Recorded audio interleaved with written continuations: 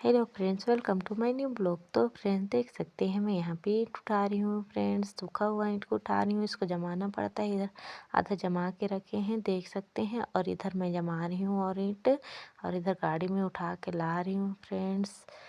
फिर उसके बाद में यहाँ रख दी, उसके बाद में इसे मैं जमाने लगूँगी। जमाने लग गई फ्रेंड्स, देख सकते हैं। इसको जमाने के बाद फिर मैं ईंट उठा के लाऊँगी।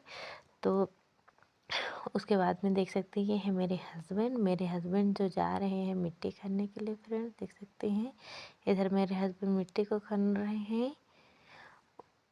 मिट्टी खोदते हुए बहुत मेहनत लगता है। फिर उसके बाद में इसको पानी डाल के, ये है हमारे जो हैं साथी यहाँ हमारे पड़ोस में बनाते हैं। वो फटा हुआ ईंट का उसका पोस्टमार्टम कर रहे हैं, उसको बना रहे हैं, फट गया उसको। तो फ्रेंड्स इधर देख सकते हैं ईंट बनाया हुआ इधर पूरा। तो इतना ही तक ब्लॉग, बाय बाय।